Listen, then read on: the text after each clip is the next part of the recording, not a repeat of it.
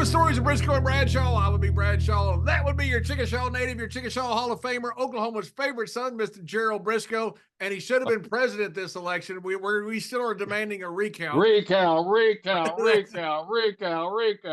But something you don't need a recount on is the Unbreakable Bunch. That's a great new movie out with our guest, who was an incredible character, big from UFI to also UWFI to WCW, Mr. Ray Lloyd, known as Glacier. Ray, welcome to the show. Thank you guys for having me. I mean that sincerely. It's a real pleasure, a real honor to be here. Thank you. Well, Ray, we like to have a lot of old school athletes on, and you certainly fit the bill. Not that you're old or anything, but you've been around while you were a tremendous athlete a little bit, and we enjoy talking old school wrestling on this Absolutely. show. And you grew up in Brunswick, Georgia, I believe it was. I did. Where you had the benefit of catching several different wrestling promotions there. What was it that turned Ray Lloyd on to professional wrestling? Who were you watching, and what was going through your mind when you were young and watching it? Well, you know what? Growing up in South Georgia, wrestling obviously was very big in Florida and Georgia at that time. And like a lot of people, my dad was a wrestling fan, and he, obviously I have a twin brother. My twin brother and I were always fascinated by whatever my dad was fascinated by, and so we, he watched wrestling, he got us into it, and of course, being only an hour away from the world famous Jacksonville Coliseum, that's where we went to watch a lot of wrestling. And and it's funny. I don't know if you remember the story from one of the luncheons a few years ago when I was there, and I was telling you a story about when we grew up, my brother and I, during that 70s era and of course the 80s.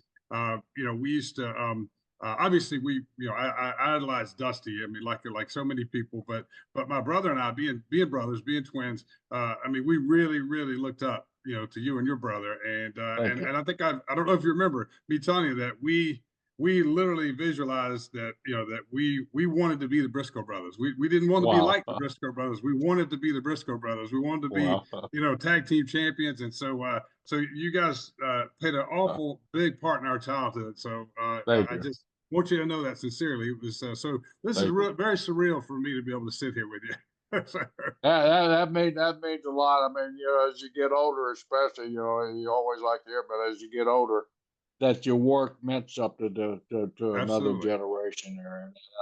You never get tired of hearing stories like that. But you were a tremendous athlete growing up in school. You and your brother, both of you were football players. You ended up going to Georgia Southern, I believe it was, on a football scholarship.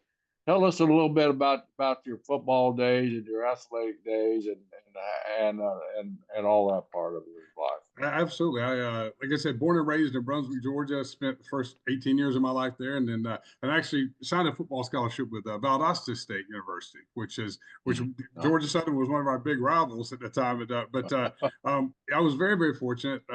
Playing football in South Georgia was like playing football in Texas and Oklahoma. It's like I heard Burt Reynolds say one time that in the Southeast they had two sports. They had football and spring football. That's right. That's it. And I always thought, that kind of summed it up, in South Georgia. But was very fortunate. Me and my dad was our coach all growing up, which was just a really cool thing. As I got older, I did, I realized more and more how truly important that was, just building that bond with our dad and both our parents. But and I was very fortunate. Had some great coaches, some great mentors coming up through high school. I was the first player to ever become All-State at my high school, which was a huge honor. And because there were a lot of great athletes that came through Brunswick, Georgia, as far as there was Brunswick High School and Glen Academy High School. And so, that was it was a huge, still to this day, it's a huge honor for me. And I go back to my hometown as much as I can. A couple of my closest friends from childhood still live there. But I went to Valdosta State in 1982. And actually was the first year that they had started their football program, a lot like Georgia Southern. I think it started the year before. So it was during that era when a lot of the football programs were starting to sprout up throughout Georgia and the Southeast. And and it was just an opportunity. As being recruited, I was fortunate. I got recruited by some pretty good schools. But Valdosta State, Jim Goodman was the head coach at the time, who went on to coach at Florida and then went on to coach for the Broncos for several years. But he made he made one statement as a recruiter that no one else really was able to make, and he said, as a brand new program, every single person I bring in, including you, if you come to play for me, will have a legitimate shot at starting.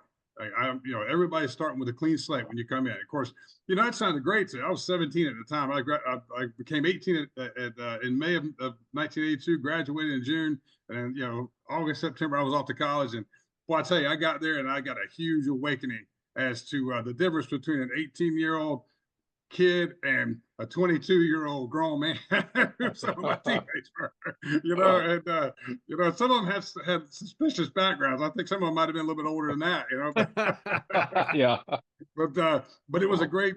I grew up fast, and it's funny. I always tell the story that when I left, I was like a lot of guys. I was homesick, man. All my buddies were still back. We grew up on the coast. They're still going to the beach. I'm sweating away in, this South Georgia field. There's no, I don't know anybody and stuff. But by the time, the holiday break came, our first holiday break, the first, semester or quarter, I had made a bunch of new friends, and I was at the point where I didn't even really care that much about going home. I had this whole new group of friends, and man, I was off and running to college. So, you're a college football player, man. Isn't that crazy though? I mean, you look at guys like Moses Malone or Kobe Bryant or LeBron James who went straight from high school to the pros. And I was the same way. I got out of high school. You don't think I'm this big star, and I get there and there's these 22, 23-year-old men. And it might as well have been 2 generations difference. It just it's shocking. It means so much more now when you realize that these guys that come out of high school that somehow have the ability to go straight to like the NBA or something. Absolutely. It's just a remarkable achievement. It really is. It really is. And, I'm very grateful to have that opportunity to play college ball because, my parents grew up, they were both in law enforcement, and my family was kind of like, that was kind of, our career field was law enforcement. But so we didn't have a lot of money. I mean, we weren't dirt poor, but we didn't have a lot either, and except for, I always say we had a lot of love in my house, which man, boy, as I got older, I really realized how important that was. And a lot of support. My dad and mom always supported what me and my brother wanted to do. Sometimes things that I'm sure they were questioning when we were wanting to do certain things, but yeah, going to college and playing ball on some guys who went on to have great careers in the NFL, and just we had a reunion a couple of years ago, and man, just staying in touch with those guys, and we've got a daily group text now. There's about 40 of us on this group text, and man, I'd say it's 40 something years later to still have those bonds and those relationships in place. Boy, I'd say it's a great thing. It really is. It is. I've got the same group text with a bunch of old college football buddies. We're all old and fat now, and we can barely walk to the mailbox. Not that anybody gets mail anymore, but we got it. Hey, do you look back now? You're the first guy that was all state at your high school. Does it mean more to you kind of as you get older? Because when you're young, you don't really know what you've done. But as you get older, say 20, 30 years later, you kind of look back and go, that's kind of cool. Absolutely. And it's one of those things where, like I said, just coming from an area, Brunswick, Georgia, where a lot of great athletes came out of there, and they still have. I mean, Kwame Brown came out of Glenn Academy. He was the number one overall pick in the NBA, several years ago. Davis Love III, who's, freaking, great pro golfer, is there, still lives there. Just a lot of great athletes came out of there. So, it was really special then, obviously, but as I've gotten older, just to be the first in anything, is a really special thing. And, so yes, as I've gotten older, in my hometown area, the kind of Southeast Georgia area, they started a Hall of Fame, Sports Hall of Fame years ago. And I got inducted in 2015, which was, once again, something that, you certainly don't play the game for anything like that, but it is pretty cool to be recognized, by your hometown in that area, for accomplishing, some things that were, notable things to other people. And it makes me very, very proud to be from a hometown that is such still a great place to go back to. And the football program, my high school football program, has taken off, and it's a powerhouse program, and it is. It's good to go back and be reminded that I'm very, very fortunate I played when I did. because the guys are a lot bigger now. Holy cow, they're so big. It's unbelievable. And they're fast. Look at Fast and big, absolutely. You know, back in the day, you used to be one or the other. You didn't see both. That's right. That's right. You mentioned your twin brother. Was he an accomplished athlete like you were also? He was a very, very good athlete. And he was, yeah, I was always a kid growing up. I was kind of the passive one who was, a little bit shy.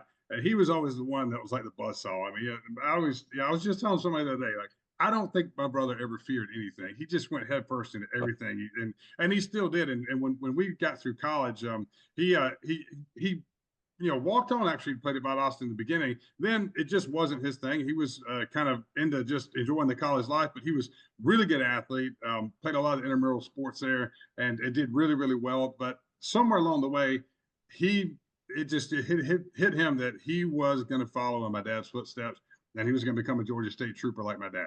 And once he did, and I told him, I was like, man, are you crazy? Like, because my dad had a very storied career. He really did. And I was just like, you gonna try to follow in Pop's footsteps? Come on, man. And he was like, this is what I want to do. And of course, he went on and he built a great career on his own. And eventually started doing a lot of work as expert witness on drug cases and DUI cases. And then eventually, retired from the State Patrol. And now he does that full time. Him and my sister-in-law live in Panama City. And now he's one of the most respected, experts on cases, DUI cases, drug cases in the world. I mean, in the country now. I mean, he goes all over, and it's a lot safer doing that than being out there on the highway. Possibly having to Yeah. So he's one of those expert witnesses that people pay him to go all over the country and testify. They pay him a lot of money, yeah. And that's why I say, cool. He started off on making cop money. Now he makes lawyer money. That's great. Hey, is there any chance that your dad has any arrest records for the Brisco brothers or Ronnie Garvin or the Pipers or anybody back in the day? I'm pretty sure there's probably some of the wrestlers where he probably rolled up on some of them, but I tell you funny stories. My mom, who, like I said, supported us in everything we did.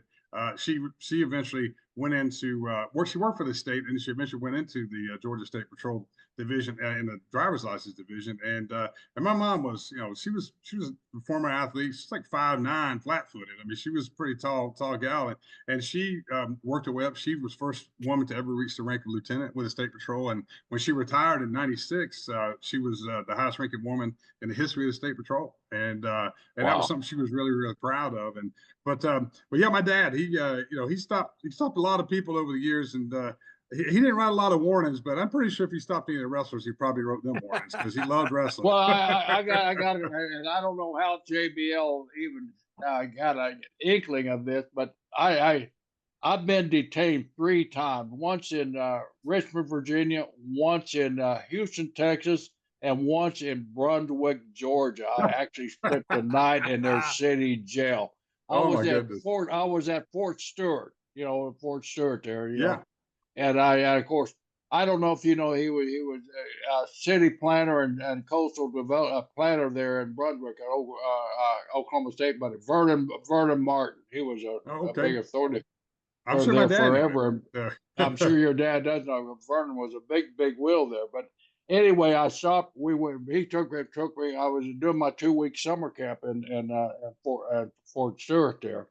So during a break one time, he took me over to the Breakers Hotel over there. We got drunker and hell. Oh, yeah. So, hey, come time for me to go back to the camp there. And Vernon said, "Why don't you just stay with me and kind of sleep it off?" I said, "No, I want to get back to the base because I got to get up early in the morning." I think I had KP duty or something like that. But anyway, there's a downtown Brunswick, which isn't big. There's a little all-night cafe there. Yeah. So I go in that cafe, and you'll laugh at this, Ray. I mean, I was in the National Guard, so I wore a wig when I did my camp. I had my hair all tucked up. So when I stopped at that little cafe, I took my wig off. Of course, my hair was down to the shoulders there. So I'm in there, and they start making fun of me. A couple of locals with their girlfriends come in. They recognize, look at that long-haired hippie over there, Rasser. That shit nothing but phony. I mean, they're giving me a third degree like a bunch of people always do, And I just had all I could stand. So I got up and I walked over to the table. I put my fist through their eggs there and busted them off. They stood up, and then their girlfriend had them set back. But I noticed over and out of the corner of my eye, the cook back there, the only guy in the restaurant, was on the telephone. So I went back to my table, and all about that time, here comes 3 of the local Brunswick City policemen. And of course, they take me outside, and they make me pay for my breakfast, man. And it's like, back in those days, $3 or $4. So I just had 20. Well, that's all right. I didn't even get my change back. I paid $20 for a $2 breakfast back in those times. They took me to jail, man. They kept me. They put me in this cell, and it was like one of these old, Barty 5 type jails. And I went to pull the covers, and there was a ham and cheese sandwich. It must have been 15 years old. Stuck to it. Man, I ain't laying in that bed. So I'm setting up all night long. So finally, about 4 or 5 o'clock in the morning, they come and get me. All right, soldier, you need to get back to Fort Stewart there. So they let me go, but they charged me $165, for the old worn out ham and cheese sandwich, So anyway, I'm pissed off, of course. So I write my buddy Vernon a little note, and Vernon, I know Vernon got my case expunged and got my $165 back. Brunswick. Well, that's good. That's good. My brother. So I did spend a lot the of night money. in jail. So you go back. Your mom could probably pull up records. This had to be like in 03? In the early 70s. Yeah, 1903. In the early 70s, 1870, something like that. So, wait a minute. The key thing with this, you had a wig? I had a wig. I wore a wig all the time in National Guard because they wouldn't let you have long hair in National Guard. So one of my brothers that played in the band, he said, when I go, I just put a wig on and pull my hair up and pin it up, and they can't tell the difference. So 6 years I was in the National Guard. I had hair down here, but I go to camps and stuff like that. I had short hair. Nobody can tell the difference. You had a wig on? Of course they could, but they didn't care. I mean, we're all weekend warriors, man. They all have jobs. Where did you buy the wig? I bought it up from S&A's press store. I don't know. I can't remember where I bought it, but it lasted me 5-6 years, man. That's awesome. Ray, I'm sorry you had to hear that. So I am on. I'm glad to know it took place in Brunswick, Georgia. There. yeah. I'll tell you. Ray, what position did you play in football? I played center. And I always said that, I played center just so I could hide among the madness, but I did. Believe it or not, I played a lot of different positions growing up. So I was trying to figure out where, because I wasn't, I didn't hit a growth spurt until probably about 7th or 8th grade. And so I was kind of a small kid. So, but I grew up in South Georgia. I think I had to be the only Pittsburgh Steelers fan. But of course, it was when the Steelers were, with Terry Bradshaw and, all those guys. And for some reason, I gravitated to Mike Webster, who's the center on the legendary center for the Steelers. Yeah, right. Yeah, really. Oh my God! And I just, and of course, my dad was my dad had, was always into football and sports, and my dad had a really good high school career, and actually got recruited heavily by Clemson back at the time, but decided to go in the military. And it's funny how because my dad just came from a very simple family with a lot of people even went to school, and he grew up kind of in the mountains of North Carolina, and so. It's just I don't think my dad had anybody that really said, hey, yeah, I know you're scared to death to go off to college and college courses, but trust me, it could be a good thing. So my dad he didn't have that confidence to go to college. I think and that was as he told me later, but he never regretted going to the military because that's what kind of inspired him to get law enforcement. But yeah, I mean, just like I said, playing. He just being our coach and kind of we're always watching football with him and everything. And as a matter of fact, this past weekend, Georgia-Florida football game brings back some great memories because, well, that was just one of my dad's favorite games to watch was the Georgia-Florida game. And so, my dad, watched a lot of college and pro football. So obviously with the Steelers doing great, we watched the Steelers a lot. And yeah, I just gravitated to Mike Webster and just, and my dad always expressed how important the offensive line was. Like a lot of other guys, your receivers and the quarterbacks and running backs get a lot of the, FaceTime, but if these guys don't do the job, they don't get the opportunity to do that. So I learned at an early age the value of the interior lineman in football. And so, yeah, I kind of, and I knew, I wasn't going to break any land speed records with my running, So I probably just have to lift weights, get a little bit bigger, and try to play interior line. So Who was the great center for Nebraska with the big arms? Remington. And Dean Steinkuhler was the guard. Yeah, so, the centers were famous back then. Because that Remington. Yeah. I mean, he had those. I talked to Ron Simmons. Ron Simmons, my good friend. Yeah, absolutely. He played against Remington. He'd tell me how strong that guy was. He just sit there, just look at those big ass arms. Ron played nose tackle. And Remington, he was made to be a poster in football. When he'd sit there, absolutely. With his arm, and that was one of the things that I gravitated to Mike Webster about, because he was one of the very first guys to wear the kind of tight sleeves, and that's right, and just big old arms, that was just thought, man, wow, that's a pretty cool look.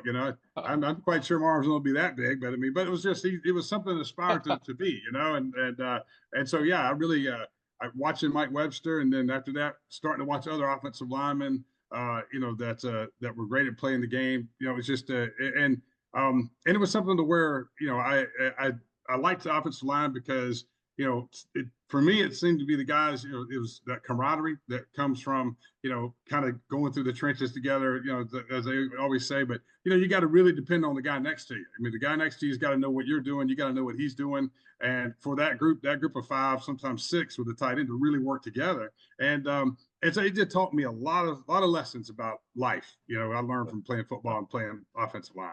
Yeah, and center and the blind side tackle to me has always been the most important. Whether the quarterback's left-handed or right-handed. Depends on where the blind side tackle is. Those two guys are by far the most important. Those were your two best athletes going on the line. Absolutely, and a smart quarterback would make sure those guys were he was good friends with those guys. That's right. That's right. And that quarterback makes sure that both those guys know which drop he's taking. Is it a 5-step or 7-step? Because that makes a huge difference. Absolutely. So were you a guy? There's two schools of thought sometimes in centers. You want to keep the ball away from you and get the nose tackle as far away. That's what Remington did. Or you want them as up close as possible. So you got a shorter contact group. Which were you? I was at the first school of thought, keeping the ball, away from me so I could get at least some distance between them. And because, even in college, I was I was an average size college offensive lineman. I wasn't a super, super big guy. So if I had that, I looked at it like if I had that little bit of space and, maybe I could. And thankfully, I did really work hard on getting, my quickness. So for me, obviously that first step is everything, and so if I could get a little distance and of course I knew the snap count, he didn't. So, if I could get just that little edge and get some distance and then, get that one little step on it, that was kind of the way I looked at it, because I couldn't rely a whole lot on, a lot of times guys would line up and they still have a good bit of weight on me, so I kind of get as much distance as I can and, get that step before they do. Well, nose tackles were so different. I mean, you know this better than I do because you played the interior, I played outside, for tackle, but they were so different. You either had a real fast guy over you or you had some freaking blob monster over you that was 450 pounds. He was the guy that Reed and Ron used to always say had the white helmet in junior high. There's always the one kid with the big head, that had to go to the varsity to get the helmet. They had the white helmet on, different color helmet. The big blob was the white helmet guy. Yes, absolutely. Yeah, and I agree. I mean, 100%. I couldn't have said it better. Seriously, and we had one of those guys too. So. That's great. When did you start into the martial arts? Did you start in it early? Yeah, I started around 14, 15 years old. And, and my inspiration, I wish I had some great story for what inspired me to get into it. But the honest truth is my brother and I saw a Bruce Lee movie and we were like, hey, we want to learn how to do that. Who didn't? Oh my God. Who didn't? Yeah. And fortunately for us, my dad being in law enforcement and everything, I mean, my dad was, he was smart enough to kind of let us kind of see if we're going to go through that phase before we're really serious about wanting to study. And so, he kept saying, okay. And then finally, I was just like, hey, Pop, and once again, I even back, as a kid, I saw the benefit of, even if I can just get quicker from this, that'll carry over to football, And so we had the Federal Law Enforcement Training Center that's still there in Brunswick, Georgia.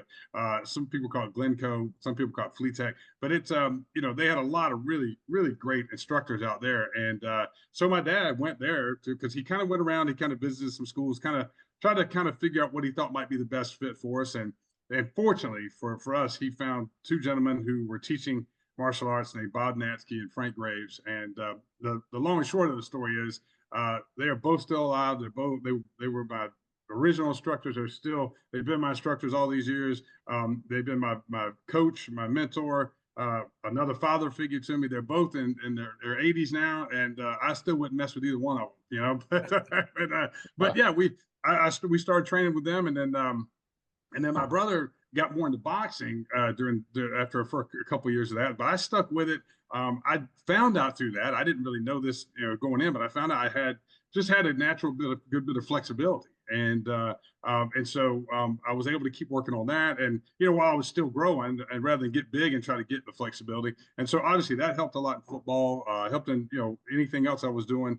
And the martial arts, from those two guys who were very, like traditionalists and the old school mentality, like in wrestling, that's how they were in martial arts. They actually, when they opened their school, you had to come in for like a month-long training period for them to evaluate you. And then because they both had they had good careers at the law enforcement training center. So the school was just for them to kind of handpick some people they really wanted to work with. It wasn't for them to really make a lot of money, just a place to pass on what they knew. And so you did like a month-long evaluation. And if they wanted to keep you, then you carried on. If after that month they didn't want to keep you, they give you your money back. It wasn't no like money back guarantee back then. It was just like they would give you your money back and say, hey, we just don't think you're a good fit here, And so right off the bat, my dad respected that about him. I certainly respected it. And boy, I tell you what, I mean, they put us through the ringer as far as physical conditioning, a lot like amateur wrestling, and just teaching me how to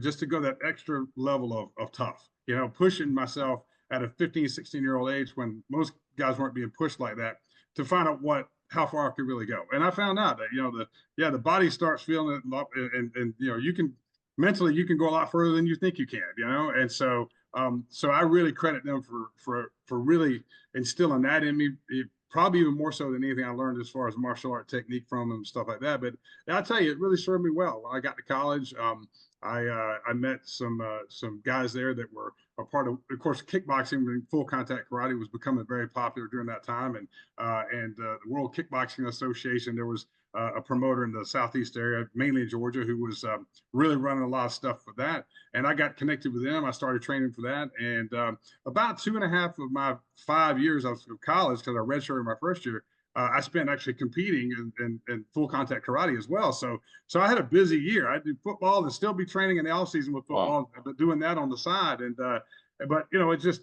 I did that to kind of stay sharp for football. So it helped me, throughout my college with football. So that's the stage where you started entering the MMA events and seeing where you stood there. And you started doing national events also. Was that the same time frame? That was I was fighting mostly throughout the Southeast just because of still being in college. But but I can tell you this: there was one main reason why I wanted to get into full contact karate.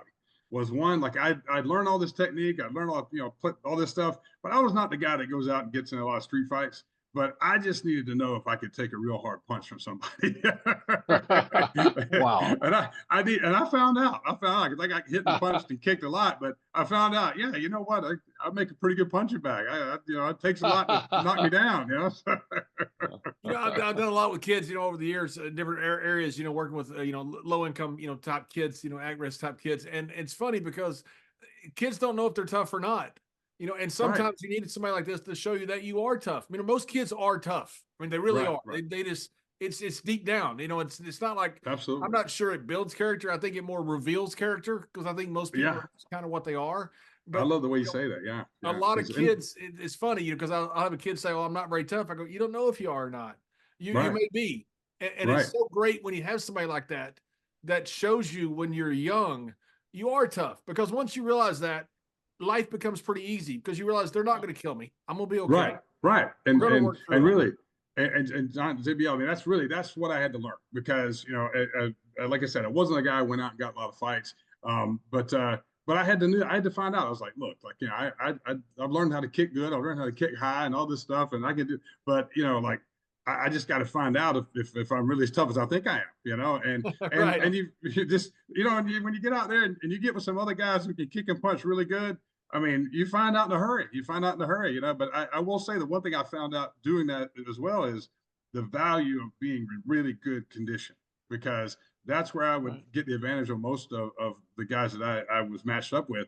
Not that I was maybe a better puncher or kicker, but I was better conditioned. So by about the third round of going against other super heavyweights, I had them on conditioning, and it's like everything else, man. Once you get tired, the hands come down, the feet stop moving. Especially in fighting. Yes. You have those fists start to drop a little bit, and you're wide open. So it's like they say, fatigue makes cowards of us all, and it does. I mean, when you're tired, screw it. That's right, yeah. And that was the benefit of like I said, doing our winter workouts for football. I was doing that, and I would go. I had to go to class, and I'd go in the evenings and train for the kickboxing, and my coaches would get to the point where they're like, look, can you only do that a couple nights a week? I mean, you're still an offensive lineman. We don't need you to lose 20 pounds in the offseason. We need you to gain 20 pounds. Yeah, the last thing you expect is for a center to be a kickboxer. Right, so I had that going for me, So that's pretty cool that your dad took the time to go to several different places to check them out instead of just saying, hey, go try that. That's pretty cool that he would do that. It really is, and once again, I thought it was cool back in the day, but as I get older, I realize how truly fortunate my brother and I were to have just good parents. I mean, because good parents, good loving parents. I mean, they were hard, they were tough on us. I mean, my dad, but my mom especially. I mean, she was. My dad had what we called the look, and once you got the look, you just knew, okay, I can't push it anymore with him, and then mom, my mom didn't mind dealing out the, and we called them back then the whippings. I mean, she didn't mind grabbing the belt and making a point if we needed, we at times we did need it because we were all over. I imagine twins that you did need them more often than not. Oh yeah, because we were two partners in crime. We really were. Ray, during this time with your training and everything, with pro wrestling in the back of your mind, when did it start crossing your mind? It's funny, Jerry. Ron and I grew up watching wrestling. Like I said, going to the Jacksonville Coliseum and as a kid, I absolutely loved it. We both did. I mean, we really, really did. And we mainly, even though we're in South Georgia, we did certainly watch Georgia Championship Wrestling. But Championship Wrestling from Florida was what we fell in love with. It really was. And so as a kid, we dreamed of doing that. Like I said, we dreamed of being, like you guys. I mean, at the time when you guys had the NWA Florida Tag Team titles, to us, that was the NWA World Tag Team titles, which I know you guys eventually won those too. But so Ron and I always go around saying we're going to be the NWA Tag Team Champions of the world one day, and I have a great story how Dusty Rhodes helped me, that come back around full circle for me years later. But as we got a little bit older and I really started concentrating on martial arts, football, I never lost, the love of being a fan of wrestling. I literally loved it. And when we got to college, a lot of my teammates loved it. So we watched, still watch wrestling then. And actually I always say, I mean, the ripple effect of how your life works out because of one decision. If I wouldn't have gone to Valdosta State to play football, there's a very, very good chance I never would have become a professional wrestler. And the reason being is that, there was a small promotion that ran around South Georgia and Valdosta and South Georgia, North Florida, and they taped a wrestling TV show on Saturday mornings at our local TV station. I think it was TV 34, I think, in something like that in Valdosta. So like a lot of, college kids, me and my buddies, we go in there, because I think it was, free they just wanted to fill the studio for the tapings. We go in there and act like complete idiots in the crowd, but I loved wrestling.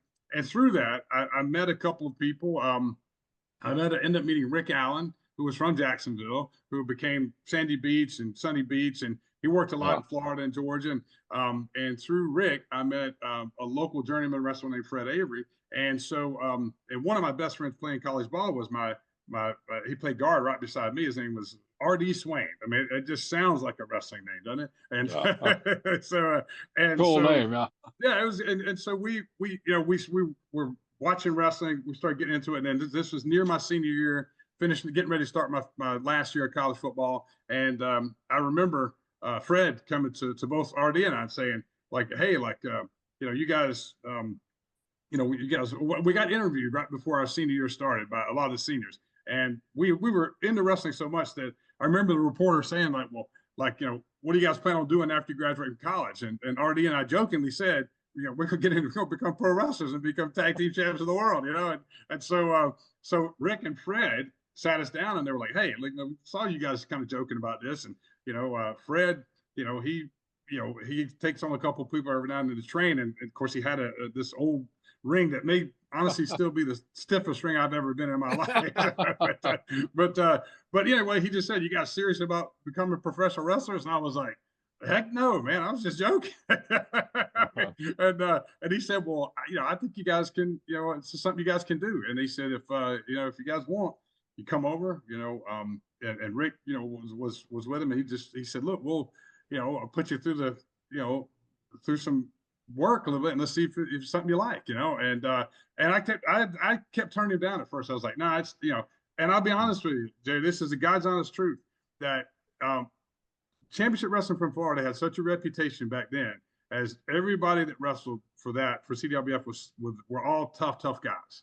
And I remember saying to Fred, when he kept on and on asking me, and I kept saying no, and he said, you're finishing college football here, you study all this martial arts stuff, like this seems like something would be kind of a nice, kind of a common sense move for you to kind of go into something like this. Why don't you not entertain it? And I, honest to God, told him, I said, man, I don't think I'm tough enough to be a pro wrestler. Because a lot of what I'd seen was championship wrestling from Florida, and I wouldn't mess with any of those guys, and he just said, well, I think you could do pretty good. Why don't you come give it a try?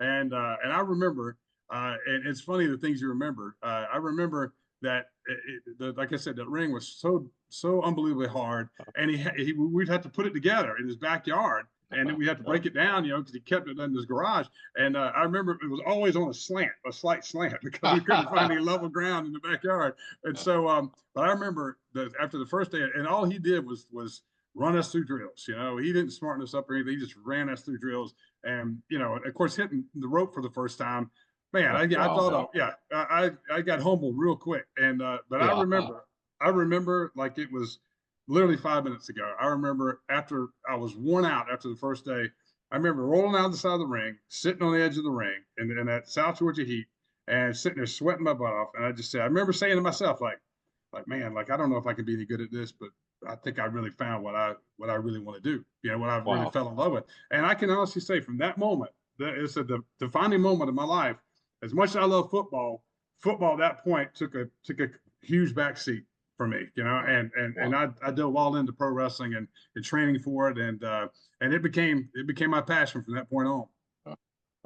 It's always amazing, I love talking to guys, about like the first time they've been in an octagon and the door shuts. What do you think? Some guys get comfortable, some guys get nervous. Some guys just think, I'm freaking at home. Those are the guys you better worry about. But it's the same with professional wrestling. The first time you get in a ring, you know right away. I talk about the person themselves. Right away, is this for me or is this not for me? And my reaction was the same as yours, and I think Jerry's was the same too. Once you got there, this is home. This is great. And right away.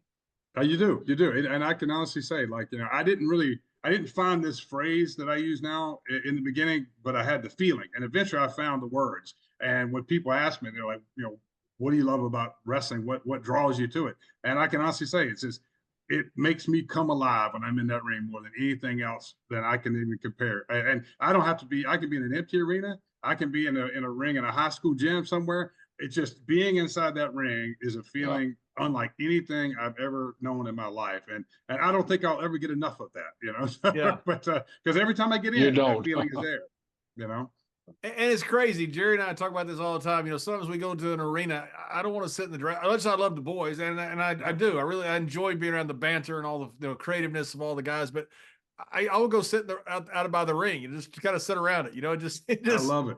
Absolutely love it. You try to tell somebody that, they probably send you to a psychiatrist, which we probably all need. But it's the truth. You feel good around it. It is. There's not only you feel good, but your creative juices start to flow better when you're sitting out there by that ring. You start visualizing things. You do. That's right. You do, and just helps get in that mindset. And it reminds me. For me, it reminds me of why, I've made all these sacrifices, why I work so hard. Every time I got, it just reminds me of all the things that I've done to commit to this. And it reminds me too that I got a great responsibility to uphold, that persona of professional wrestling that that the people who came before us. I mean, we have that responsibility to make sure that that I do my part to make sure that that I respect the history of it by being out there and not do anything that's gonna work against me or look bad on me as far as that's concerned. You mentioned Sandy Beach, Ray. Yeah. Sandy was one of those guys that kind of got overlooked. To me, he had just a tremendous amount of talent and personality. I mean, he played that character, that beach bum character, to the hilt there. During the time where you're training with Sandy and everything, were you still training MMA? Were you still training football, or had you passed that? I had I got to where I was about my junior year, which my redshirt junior year. So it was about beginning right before my fourth year of my fifth year running college. There is I stepped away from the full contact karate and kickboxing because when I started, the rules were you could kick, your kicks had to be from the waist up, and then they changed the rules at somewhere along there where the kicks could be from the knee up. And so I had a scholarship to play because of playing ball, and I just remember my coaches, especially my offensive line coach, was like, look, I got to put up with this, but now that you're telling me kicks are from the knee up, all it would take was one kick just a little too low, blow out a knee, and then my whole my scholarship's gone and everything else. So once they started dropping to where you could kick from like the knee up, I stepped away because I just felt it was too much of a risk, and at that time I was still real focused on college football, but I enjoyed it. I tell you what, it was a real character building time for me. And the guy who trained me and really, kind of recruited me, a guy named Bruce Edwards, and his dad was an old boxer. His dad's nickname was Cut Edwards, which he was obviously a good old cut man. And thankfully I never really needed him to clean me up in the corner too much. but yeah, it was a part of my life that I'm really glad I went through it, because it like I said, it helped. It was character building for me, as far as just something that I felt like I needed to do, and I think it helped me mature as a person and as an athlete, and so it was all good for me. But yeah, if I had to do it again, I don't know if I'd go through it again. Because, now the bones and everything ache a little, you guys know, everything aches a little much, and maybe I do it, but I do for a couple of things a little differently. For sure. We all would. So when was a point in your career where you finally got okay, this is it, I'm doing it? And how did that point happen, and how did you to make that next step? Well, it's funny, like because of not having an amateur background, and actually getting to college, our strength and conditioning coach that came in like around the third year, did have an amateur wrestling background. So I got to start learning some things just because he had that in our conditioning. So, but I didn't have a strong amateur background. And so because of that, my confidence level was not where I feel like it should have been those first couple of years. And, when I was, getting in the ring. But fortunately, I also came in, I broke in April of '87, right before I graduated college. There was still, a little bit of that territory system still left, to where, Georgia, North Florida and Georgia. So, RD and I, we broke in as a tag team. We started wrestling. We were wrestling as many nights a week as we wanted, really, back then. And I was teaching school. I got my degree in education. I was teaching school. I was going to grad school, and coaching football. Because that's what I was hired to do. Is in South Georgia, they may tell you they hire you to be a teacher, but you get really hired to be a football coach, and you just got to do the teaching. Yeah, when they hire you to, it's like Texas too. They hire you to be a football coach. It's like, what am I teaching? I don't know. Something. Right. Yeah. Something. Yeah. We'll figure it out. You'll figure it out. But yeah. But and so I was coaching in the Valdosta high school system, which Valdosta, Georgia, is still to this day what they call Wintersville. I mean, the high school programs there, especially back in the '80s, were you know, they were just, you know, it was like those Georgia programs and the Texas programs, you know, they were, you know, it was like playing college level ball at the high school level, you know. And so I was coaching under a legendary Georgia coach from Oxford named Nick Hyder. So I'm teaching, I'm coaching, I'm going to grad school, and trying to wrestle, you know, as many nights a week as I can. And honestly, back then we on average we wrestled, you know, usually 3 or 4 nights a week, because we could make every trip. And we weren't making a lot of money, but we were getting a ton of experience, you know. And I wasn't doing it for the money at that time. You know, I had a steady paycheck. Thank God I had some pretty good insurance just in case, you know. But you know, I mean, within an hour and a half, 2-hour drive, you know, we could go almost any direction and find, you know, some wrestling. So there was a gentleman named Ben Masters who had a promotion called Peach State Wrestling, and man, he brought in so many of the established veteran wrestlers during that time. Where it was Mr. Wrestling #2, Ted Oates, you know, Bob Armstrong, you know, guys of that. Tommy Rich, those guys of that caliber. So almost right out of the gate, and we were kind of a unique, you know, item, because here we were, these 2 college football players who had just gotten into wrestling, and you know, we were young, we had a decent look, you know, we were decent athletes, you know, so it was just, you know, we found a good groove there pretty early on. Even though we didn't know what the heck we were really doing, I didn't feel like we did, you know.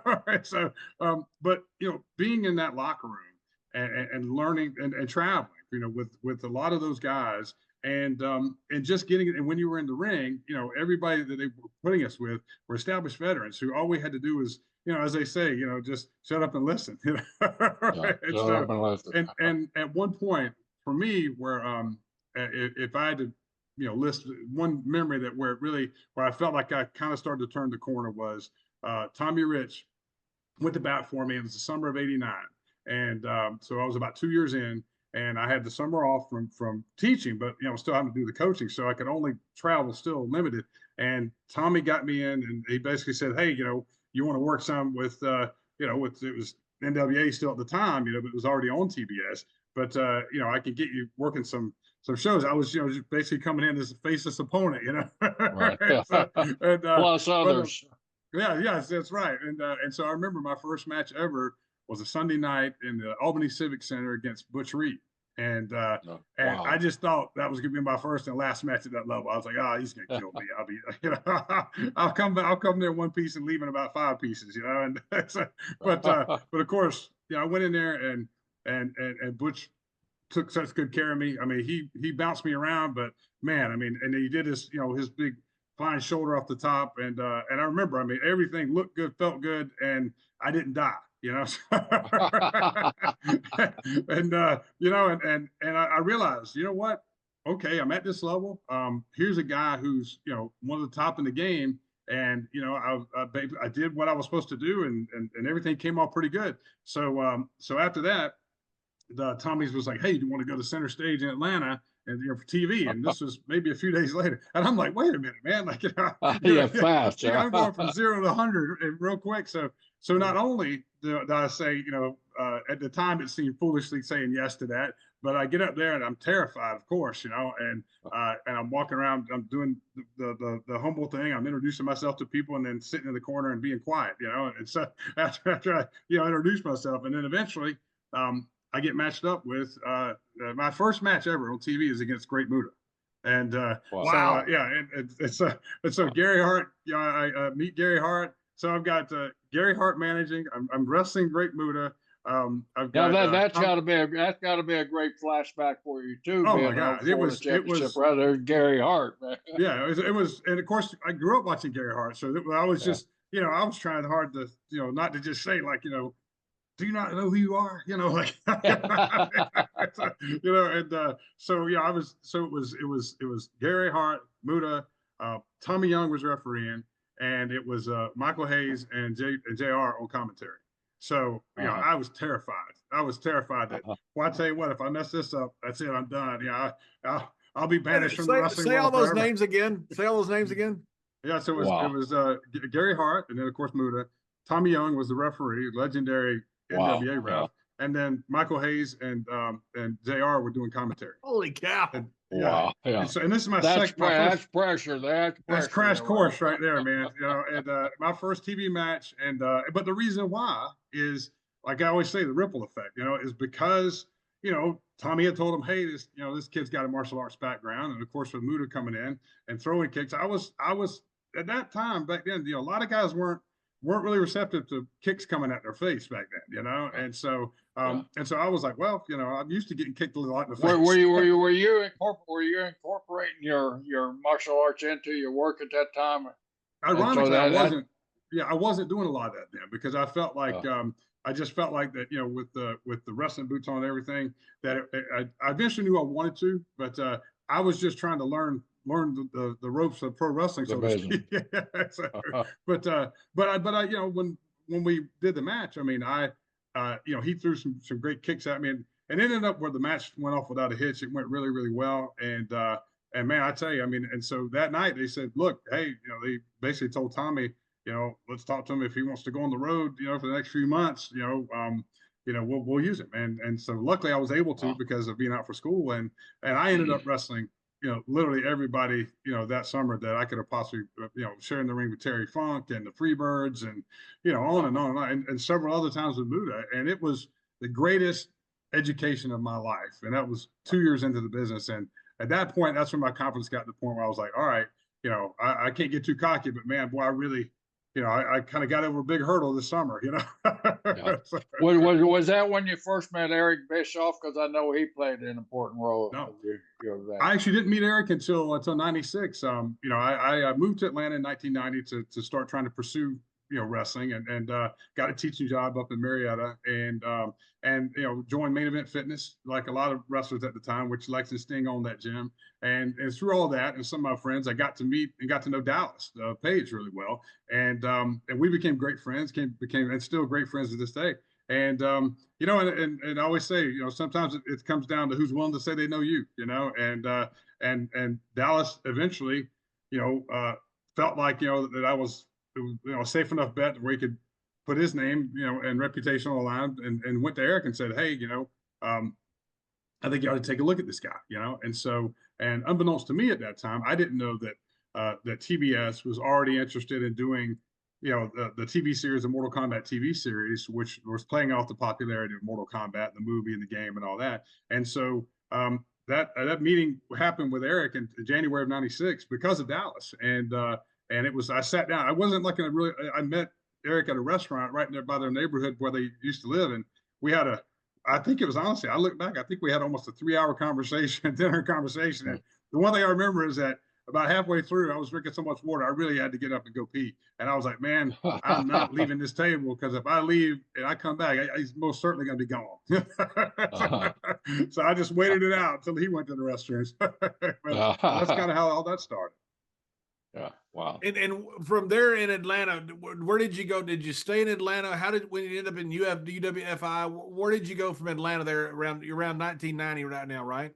Yeah. So 91, I actually, I knew there was a manager from way back in the Memphis days named Ronnie P. Gossett.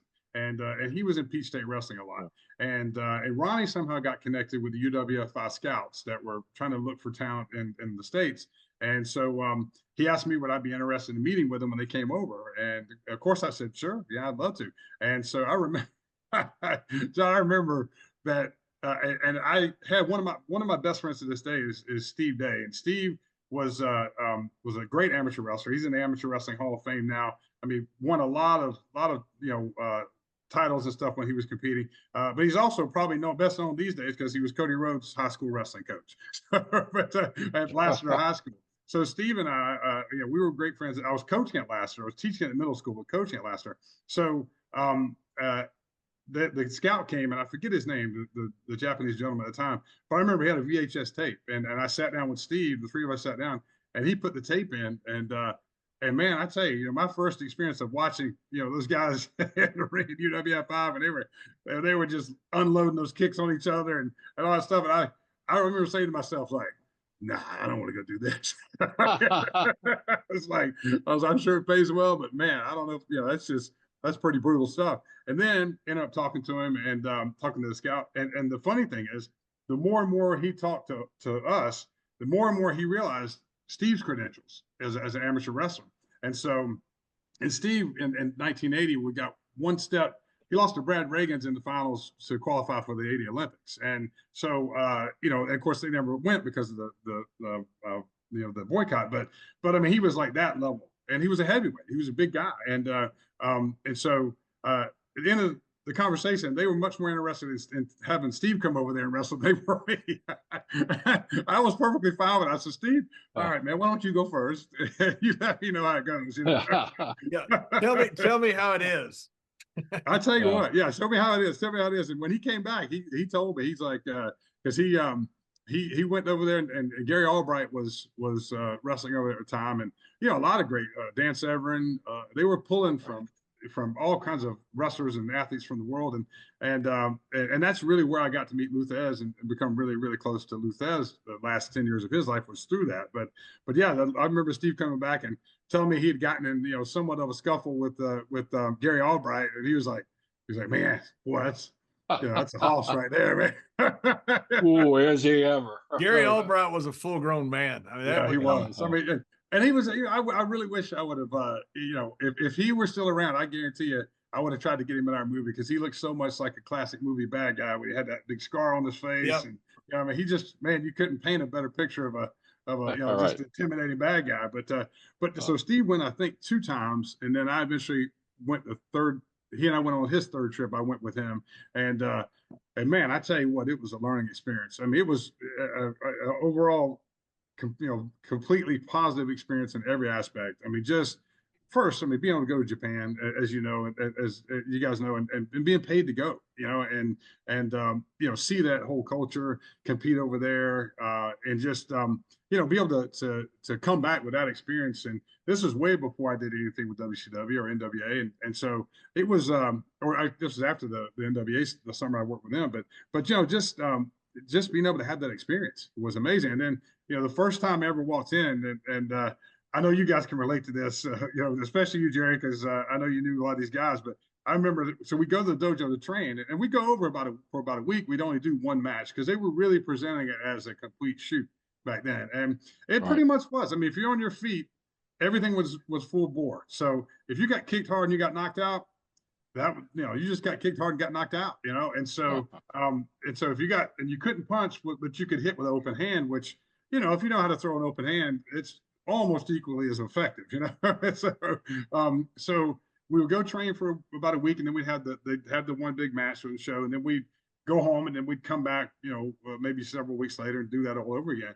But I remember the first day I ever walked into the dojo to train, I only had one ring. They had some very simple setup for weights and everything. And but I remember walking in, and the first 3 people I saw, you know, were Billy Robinson, Danny Hodge, and Lou Thesz. Wow. Holy cow. Wow. and they were already working out. And I remember, I promise you, I remember saying under my breath, I was just, first of all, you know, I said something I can't really repeat here, but I was just like, I said, man, like, I know this is going to hurt like hell, but boy, I'm going to remember this day for the rest of my life, you know? For sure. and it's one of the greatest experiences in my life, getting able to work with those 3 guys, and then getting to know Lou. And I remember the first time I got in the ring with Lou just to work out. And I just remember, and I know you knew Lou, Jerry, but and so I'm sure you can relate to this, but I remember we were just kind of moving around the ring, and I just said to him, I said, you know, Mr. Thesz, what would you like to do? And he just looked at me, he just smiled, he said, let's just wrestle. And that's about the last thing I remember. Let's just wrestle. That's what they like to say.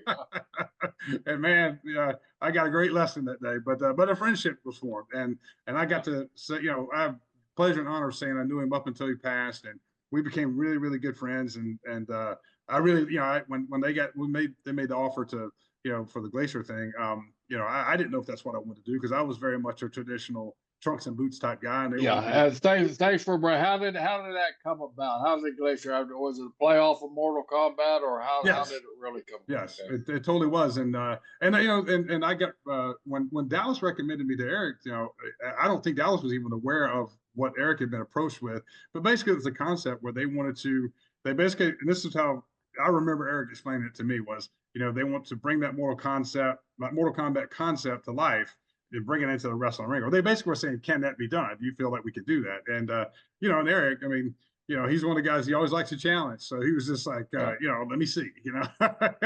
So, you know, and so eventually when we had that meeting, and I didn't know any of that when I met with him, and then eventually, at the end of that dinner, I remember him saying, "Look, I'd like to sign you to a contract." And he said, "Here's what I want you to do." He said, "Are you still wrestling on the independent scene?" I said, "Yes, sir. I'm pretty busy out there." And he said, "Well, I want you to." This is in January '96. He said, "I want you to just be professional about it, but cancel all your independent wrestling bookings." And he said, "I'll sign you. We'll get the paperwork. Work the contract out and everything." And he said, "Is that something you're willing to do?" And I looked right at him. I said, "I can do that." And so I mysteriously kind of disappeared from the wrestling scene, and then all this started. And it's one of those things. I went back and forth with a lot of guys that I trusted in the wrestling business, but I talked to Lou, on several occasions about it because I just really conflicted. I obviously wanted a break, but I didn't know if this was the way I wanted my break to be. And I remember the last conversation I had with Lou about this. I just remember him saying, he just said, "Ray," he said, "the wrestling business is going to continue to evolve. This is your opportunity. Go make your money." And that's exactly how he put it to me. I just said, "Well, I got the okay from the Grand Poobah. I'm going to go forward." Yeah, no kidding. And man, and as you know, Lou wasn't into gimmicks at all. No, not at all. Not at all. So for him to tell me that, I felt like, okay, he was just kind of giving me a blessing. That's the endorsement of the guy that you want. Yeah. And he basically said, just, go out there. And I remember one of the things he said, no matter what you go out there and what you present, how they present you, you control from bell to bell what you do. So just make them believe, play it straight when you're in the ring. Everything you do, make it mean something, and make it mean what you want it to mean. Doesn't matter what all the other stuff is, and I took that advice to heart. I really did. No. That's right. Gary Hart always told me, if they ask you to be a clown, be the best professional clown there is. Meaning, right. Play the hand you're dealt. Right. And play it extremely well. The gimmick of the Undertaker is preposterous, right. Absolutely preposterous. And it's one of the greatest gimmicks in the history of the business. You see, you don't know what's going to work until you get out there. But if you don't buy into it like you bought into it, it won't work. Right. And I so appreciate you saying that, Don, because I remember, and when I tell any young wrestler who's that I may be talking to and they want a little bit of advice or whatever, I tell them all the same thing. It's like, when your break may or may not ever come, and if it does come, it may come in a way you don't never expect it. And I always tell everyone, I said, "Do you guys really think that I envisioned being in a ring with a blue mask and armor on?" I don't ever remember envisioning that before it became Glacier, but that was what was dealt. And I was like, okay, then I've got one or two options. I can say, no, that's not for me, or I can take it and I can run with it. And I can make the most of this opportunity, because I looked at it too, like Lou had said, all you need is an opportunity to get in at that level. Yeah. And once you're in, then you can show them all the other stuff you have, So at that time, and we all know, I mean, that time was, we were in the beginning of what would be the greatest era, in my opinion, of wrestling ever. Yeah. So it was. I wasn't gonna not take that seat on that rocket ship. Yeah. Now you got there in '96. What was the Attitude Era, as they call it now? Was it starting to take off already, or is business still kind of stagnant? Because for us, WCW took off first when the NWO got formed and Scott and Kevin went down there, and then of course Hulk and all that stuff. But our business took a little bit longer, for that to take off. Was it already taking off at WCW? Could you see the rise? What's funny? What I remember, what I think of when you say that is that in the beginning, we started working on. We hired a special effects company called AFX Studios, and they started working on the concept of what these four guys would look like, which of course was me, and then it was Chris Kanyon, Ernest Miller, and Brian Clark, who come from WWF as Adam Bomb. And so, and I knew Brian. We kind of came up on the independent scene together, so we already knew each other.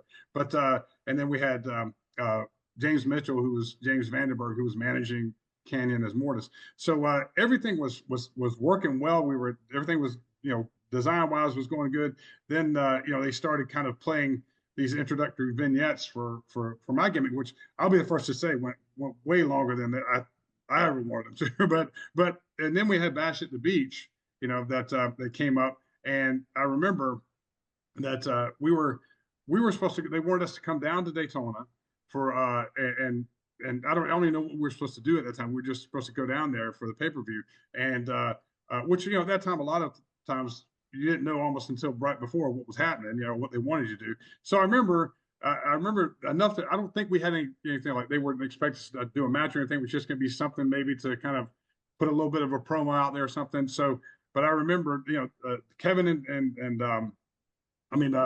Hall and Nash had already gotten there, and so they were doing the outsiders thing, and nobody knew, none of us knew anything about Hogan, being that third man that night at Bash of the Beast. Nobody, they kept that very, very quiet, obviously. So, so we stopped off. We went down a couple of days early. I remember we stopped off in my hometown of Brunswick, and I was visiting some buddies, and we were kind of just hanging out, and we got the call that we weren't needed in Daytona for the pay-per-view. So we were like, all right. So I said to Canyon and James Mitchell, the three of us were riding. I said, look, why don't we stay in Brunswick? We'll just watch the pay-per-view with my buddies, and then we'll go back to Atlanta first thing Monday. And so they agreed. So this is, once again, I mean, these are these moments that you won't ever forget. They're just etched in your brain. I remember we're sitting there watching the pay-per-view, and Hogan comes, does this thing. He turns, he becomes the third man.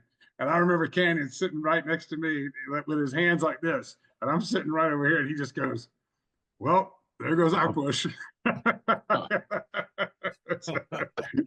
Because obviously it was turning a lot more towards that, the reality-based, type thing. And the NWO was born, And so I'm very, very thankful that Eric, saw it through and kept us on board and kept on with the plan, because Eric's, philosophy was that, professional wrestling still should be, like a buffet. There should be a variety of things for the audience to enjoy. And so I'm real thankful that Eric still believed in us enough to let us have our run with it. We worked really, really hard to do the best we could to give the best matches we could, with still trying to keep honest, true to that concept. But it was a tough time. It was a tough time because the world of wrestling was changing, and what we were doing wasn't necessarily what was cool at the time, with NWO taking off. So but I go back to, what I said earlier is one thing we knew we could control this, from the time they saw us until the time we walked back of that curtain, that time was ours. And what we did with that time was up to us. And as long as we could go out there and do that as well as we felt we could do it, then, we couldn't worry about the stuff we couldn't control. So that was a big thing for us to go in there, play it very straight, take all the gimmicks for what it was, the entrances and all that, which was a lot of fun. I'm very thankful that I got to be Glacier. But when we were in the match, it was like I took it very serious. I wanted, my martial arts stuff that I incorporated, I wanted it to look good, because I knew that every guy and girl anywhere that took one karate lesson was critiquing me. So it had to be at a certain level, Going back to go ahead, John. I was going to ask you a question, because I was going to go back a little bit. I'm so interested in the UWFI, because I was over in Japan when they were doing that, and I thought at the time this isn't going to work. And the reason I thought that was, these were some tough guys. Where are you going to get everybody? Legendary tough guys, but the finish is a work, and eventually people are going to know that. I just always thought that there's not a long shelf life for this. Once people realize it's a work, then you see Muta do a moonsault in one of them, and all of a sudden now it's just what was your thought? Did you think that this thing had a long shelf life? What was your thoughts when you were in the UWFI? It's funny, Steve and I, we would say that all the time, because Steve was here. He was a wrestling coach. He knew a lot of his buddies were wrestlers. I remember him saying, like, as soon as my buddies see this, they know that I'm at this certain level of wrestler. They know that no one's going to be able to reverse this move on me. They know that. Because, and he said so. But I will say they kind of bought it at the beginning. At least that the wrestling of exchanges and stuff like that. But same thing. I looked at it and I just thought, man, wow, like. I was the same. I was in the same mindset. Like, it's great as long as we can keep this bruise up, but how long can we keep it up? Because, it's just eventually people talk. Right. So and even though we didn't really have the internet yet, because it would never really flown with the internet, but it was. I thought it was a really cool, unique concept, and I was very, very happy and very proud to be a part of it. But it was the same thing. I was just like. And the same thing too. I was like, all right, so you're also telling me that, like, even if I know I'm going out there and I know the finish and the finishes where, the other guy's going over, if I kick him hard enough in the head and knock him out, I still win, and so it was one of those things where you go out and you go, all right, well, like, I see an opening. Do I really take it, or do I not? Because I want to come back and keep making some money, Right. So yeah, I know. I when I was over there during the time, I thought that's a really cool concept, and I'm glad they didn't ask me because I don't have the ability nor another thing to do it. But I just thought that there's no way this is going to have a long life because yeah. you're fixing and all. To me, you run out of guys so quick too. You yes, run out of guys really quick. Like because that that roster of tough guys is a real small roster. Right. And like for instance, the first guy that I wrestled, he was a pure wrestler. Because if you wanted to kick, you had to wear the shin pads, and that was my first introduction to the shin pads. Was that, and of course, eventually everybody would wear shin pads, but and so I believe the kid's name was Tamura, maybe. I can't remember for sure, but anyway, was a really good amateur wrestler, very good looking kid. I mean, literally looked like a muscular, even more muscular and taller Bruce Lee. I mean, he was, he just good specimen, and he was fast as all get up. And I remember that right before I went over, the former cruiserweight or light heavyweight boxing champ of the world was Matthew Saad Muhammad. He had been world champ, and they brought him over to wrestle this guy, and he was a pure wrestler, and he beat Matthew Saad Muhammad in less than a minute. It took him time to beat it.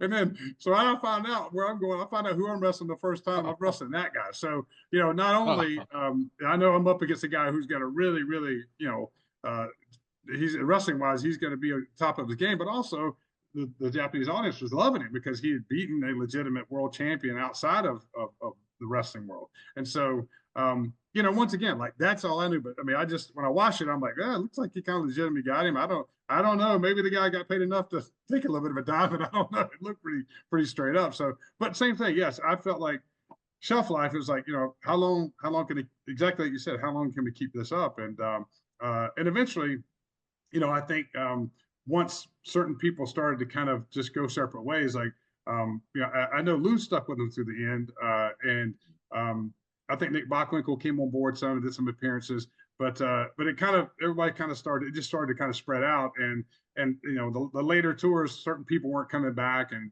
I don't know if that was just a money thing or what, but eventually it just kind of started to get watered down, and then it just kind of went away. Yeah, and also at the same time, you had the problem of UFC and Pancrase, which yes, right. obviously is, these incredible shooter guys are now shooting in an octagon, which right. and people are going to know the difference, at some point. Right, exactly. Did you ever think about Pride or any of those organizations, Ray, when you were coming up?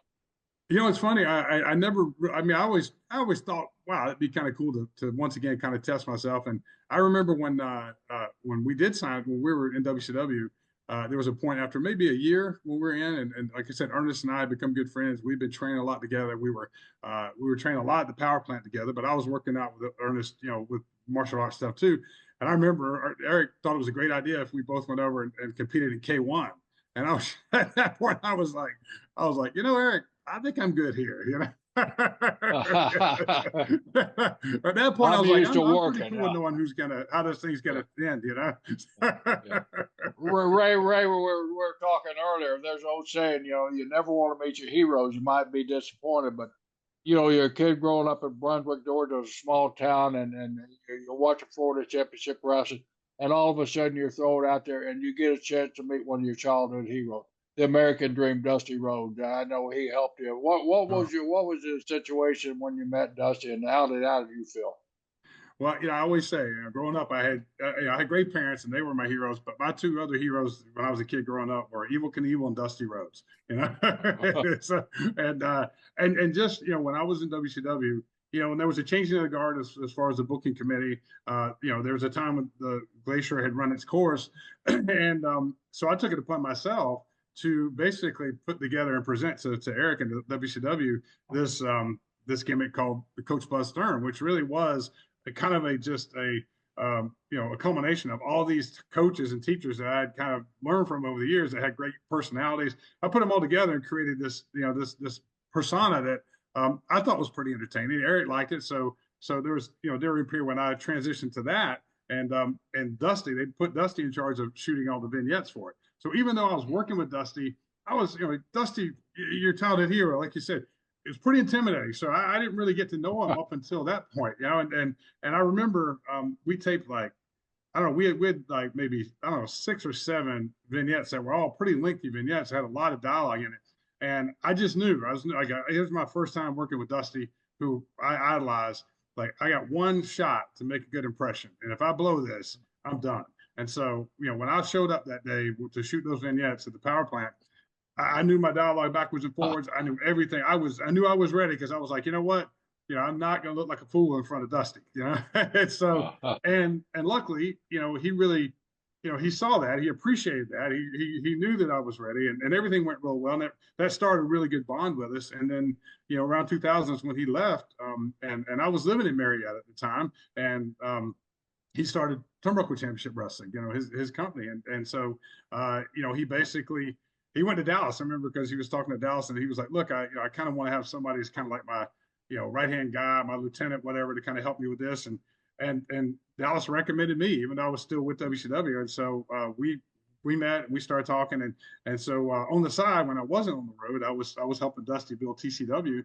And we really developed, my dad had passed away at an early age of 57 in 95. And so, I wasn't looking for any kind of father figure or anything like that, but I certainly feel like, that, that kind of, was something that kind of did, kind of happened as I kind of, looked at him as kind of a, role model type figure, that was someone who, was older than me and someone who I could look up to. And obviously because of the fact that idolized him as a kid. And so, but, the greatest thing that ever came out of knowing Dusty was that I got to know him on a personal level, and knowing him on that level was more important to me than getting to know Dusty Rhodes, the American Dream wrestler.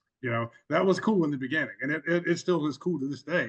But getting to know him as a person and getting to hear his philosophy on life about stuff outside of wrestling was really, really special to me. And one of the coolest things that came from me knowing Dusty was in '02, I got married. And so I asked Dusty to be groomsman at my wedding, which thankfully he said yes. And so I always brag about the fact that outside of the WWE Hall of Fame, I think the only other time I ever saw Dusty was in a tux was at my wedding. So,